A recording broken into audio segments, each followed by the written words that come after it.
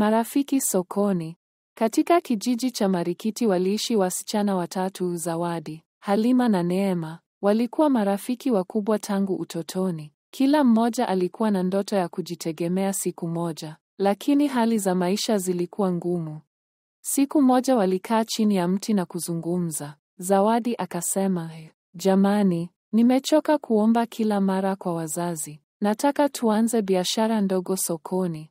Halima akashangaa, biashara gani tena wakati hatuna mtaji?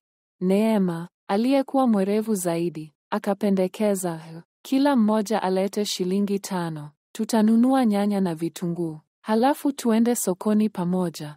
Walikubaliana, hata kama pesa ilikuwa kidogo. Waliamini nguvu ya umoja. Asubuhi iliyofuata, walinunua kikapu kidogo cha nyanya na vitunguu kisha wakasafiri kwa miguu hadi sokoni. Waliweka mkeka mdogo chini, wakaweka bidhaa zao na kuanza kuuza.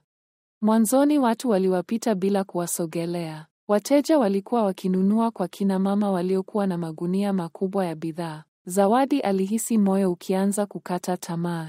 Hii biashara itatufikisha wapi? Lakini Neema aliwahimiza, subira ni muhimu, tuwe na tabasamu, tuwashughulikie vizuri wale wachache watakaonunua.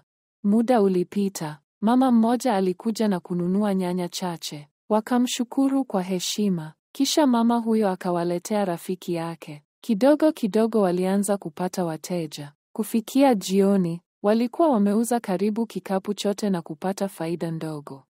Wiki zikapita, wakaanza kuongeza bidhaa: maembe, pilipili na karoti. Waliamua kugawana majukumu. Zawadi akawa mtaalamu wa kupanga bidhaa ili zionekane vizuri. Halima akawa anajua kuwavutia wateja kwa sauti yake tamu. Na Neema akawa anahesabu hela na kuweka hesabu.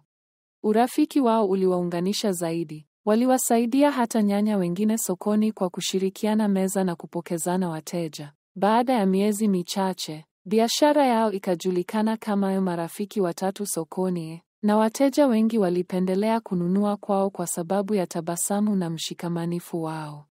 Siku moja walipokuwa wakihesabu faida ya wiki, Zawadi alitabasamu na kusema, tulianza na shilingi 5 tu kila mmoja. Angalia sasa tumefika wapi. Hakika urafiki na mshikamano ni mtaji bora.